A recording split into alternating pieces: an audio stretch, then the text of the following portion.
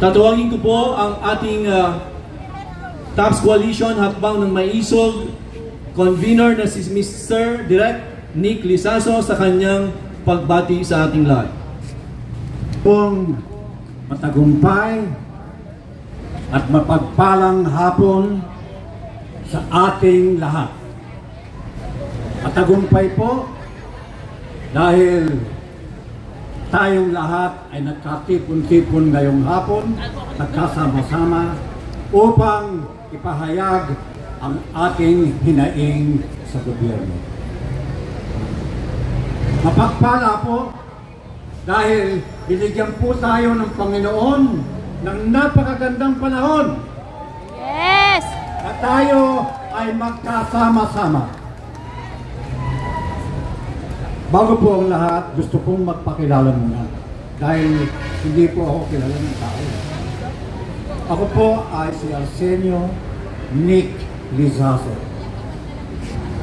Screen name, Nick Lizaso. Dati pong Pangulo ng Cultural Center of the Philippines and Chairman of the National Commission for Culture. Bago po nasunog ang post office, ako po ay nakapagtanghal ng Philippine Philharmonic sa harapan ng post office.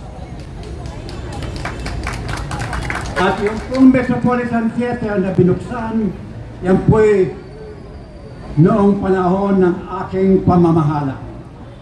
It has been closed for 50 years.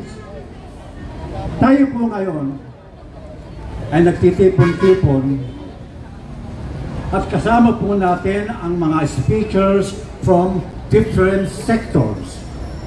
Sila po ay magbibigay ng kanilang hinaing, ang kanilang problema sa bawat sektor na kanilang pinanggalingan.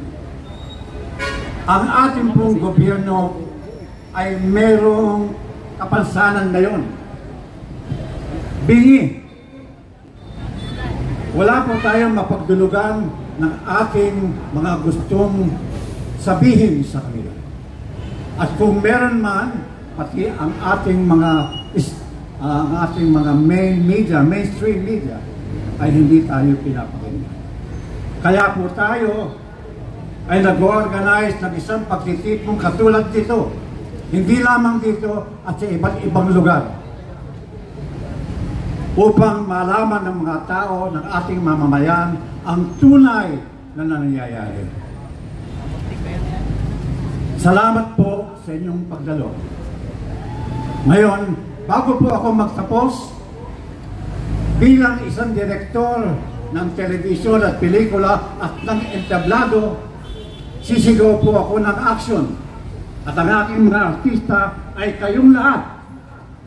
Bibigyan po kayo ng linya. O yung camera, bigay mo sa kanila.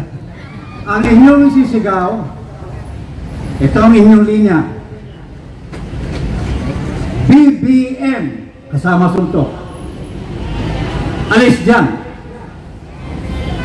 Practice. Action. BBM. One more time. BBM. Alis dyan. Mas malakas. BBM. Alis dyan. Good. Pag-usay pa kayo artista. Maraming salamat, President Nick Lizaso, Direct Lizaso.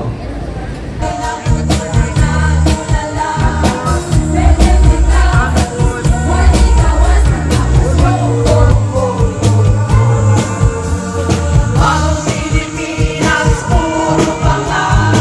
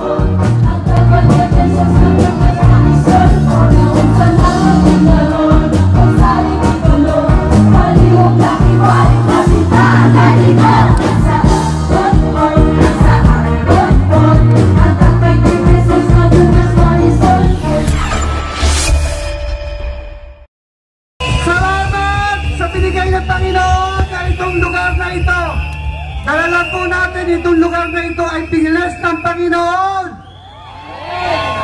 Kailangan po natin magwagi sa lalong madaling panahon.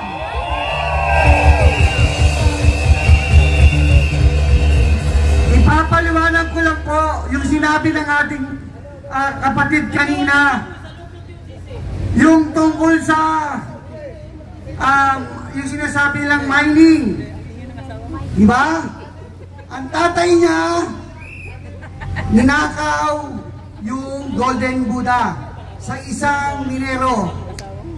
Etong ginagawa ngayon sa Kingdom, sa Davao, naghahanap din ng ginto. Ano ba ang tawag sa tatay niya? Saka sa presidente natin Bangag, like father! Yan! Isa pang beses, like father! Magnanakaw! Mga Magnanakaw! Mga magnanakaw! Mga magnanakaw! Mga magnanakaw! Yan! Paliwanag ko lang po ulit yung piniliwanag ng ating mga brothers and sisters. Si Pastor Kibuloy po ay co-accused pa lang. Nagpapasalamat tayo bago magpatuloy si Brother Oliver at baka makalimutan si Binibining Maharlika nagpahabol ng Insaymada. Salamat po, Mama Harlika! Mabuhay ka, Mama Harlika! Mabuhay ang Insaymada! Mabuhay, Maharlika!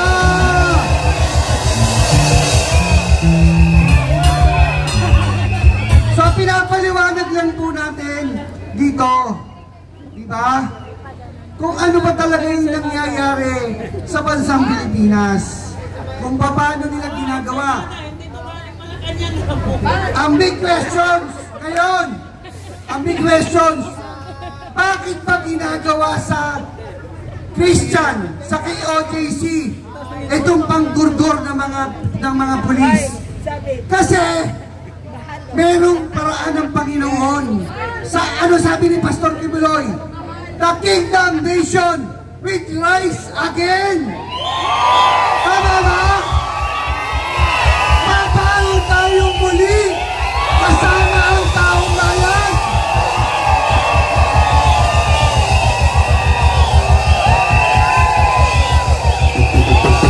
Dahil si Pastor Kibuloy ay Son of God. Justice for Pastor Kibuloy, justice for Kingdom of Jesus Christ, justice for all Filipino people. Yes! Kaya magsama-sama po tayo ulit tomorrow. Laban ito ng laban ng taong bayan, laban ng Pilipinas, laban natin lahat, ibagsak ang gobyerno ito!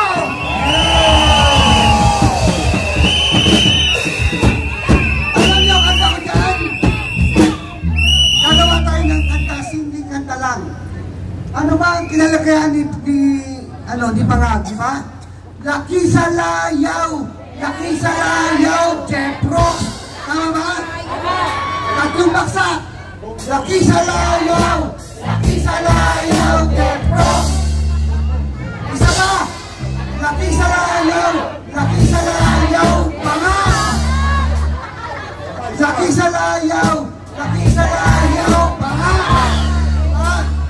Yan si President Marcos na sinasabi ng mga maraming taong gobyerno na itong tao na ito ay hindi nagpakahirap. Kaya lahat ng sinasabi natin dito sa intampladong ito ay katotohanan dahil siya ay walang ginagawa. Under! Lahat na nagpapatakbo, sinisapin! O ano dapat natin gawin ngayon? Di ba, Luzon, Visayas, Mindanao, magsama-sama tayo! Ito ay magsama ang gobyerno ito!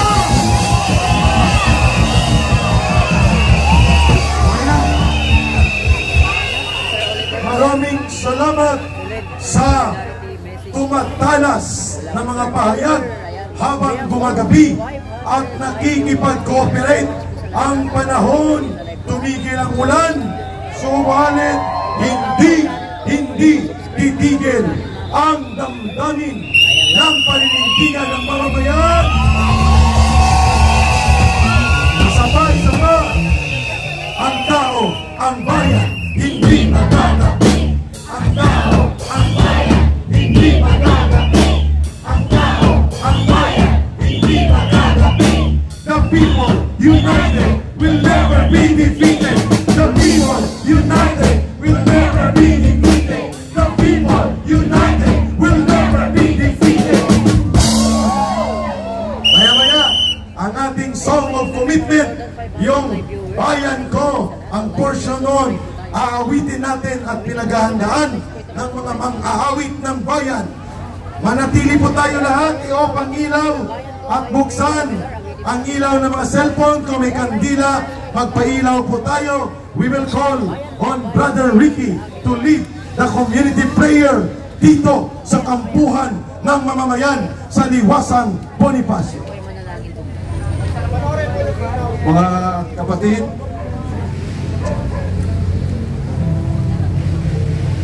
sa gabing ito, alam natin hindi po ito ang katapusan. Ito ay ang pagpapatuloy ng ating pakikibaka para sa hustisya, kalayaan, kapayapaan, katarungan ng ating inang bayan. Kaya sa sandaling ito, tayo po'y magkakaisa sa ating dalangin. Patuloy nating idalangin sa ating amang makapangyarihan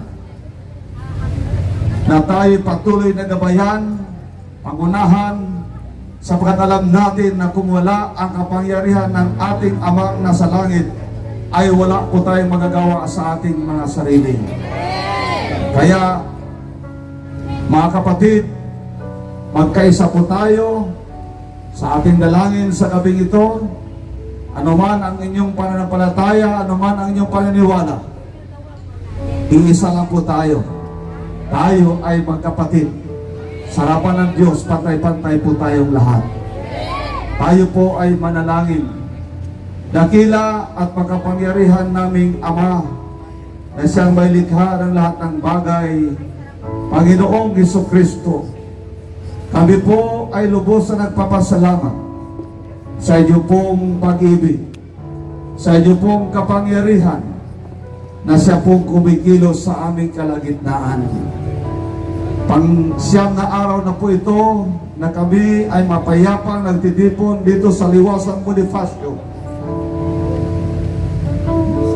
At aming naramdaman, Ama, ang inyo pong kapangyarihan. Sapagkat hanggang ngayon, hindi po kami nangihina, kundi lalo po kaming lumalakas. Kunti man kami kung titingnan, ngunit ang lahat na nandito ay taos puso at buong lakas at na inaalay ang kanilang mga sarili para sa tunay na kapayapaan, katarungan, kalayaan ng buong bansang Pilipinas. Kaya Ama, kami po ay patuloy na dumadalangin sa inyo pong pangalan na makapangyarihan sa lahat. Sapagat alam po namin na walang imposible sa inyo, Ama. Alam namin na kami ay magtatagumpay sapagkat nasa panig po namin kayo. Alam namin na magtatagumpay ang liwanag laban sa kadiliman. Alam namin na magtatagumpay ang katotohanan laban sa kasinungalingan. Alam namin na magtatagumpay ang kabutihan laban sa kasamaan. At alam po namin na magtatagumpay ang pag-ibig laban sa puot at galit. Kaya maraming salamat po, Ama, sa dakilang pag-ibig na yan na sa aming mga puso ng hari. Nandito kami mapayapang ipinaglalaban ang katarungan, kapayapaan at kalayaan ng aming inang bayan.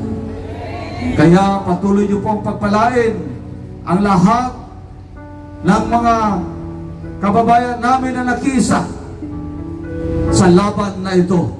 Sapagkat ang laban na ito ay hindi lamang laban ng KOGC, kundi laban ng buong bansang Pilipinas, laban ng mga Pilipino.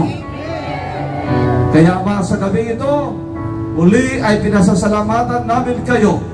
Patuloy niyo pong gabayan at bigyan ng proteksyon ang lahat ng mga kapatiran sa pagkalang pag-uwi at yung mga mananatili dito. Patuloy niyo pong gabayan at bigyan ng proteksyon. Pagpalain niyo po ang sumusuporta, nagbibigay ng donasyon araw-araw, pagkain, tubig, lahat ng mga vloggers na nandito ngayon, maging ang mga mainstream media nandito ngayon. Yung iba ay unti-unti nang pumapanig sa amin, Ama. Alam namin na sila ay magkakaroon din ng kaliwanagan. Kaya muli ay amin pong iniaalay sa inyo ang pagtitipon na ito at aming patuloy na inaangkin ang katagumpayan para sa aming ipinaglalaban. Lahat ng kapurihan at kapasalamatan ay amin pong ibinabalik sa inyong dakila at makapangyarihang pangalan, ang aming Panginoong Hesukristo. Ang lahat ay magsabi ng Amen.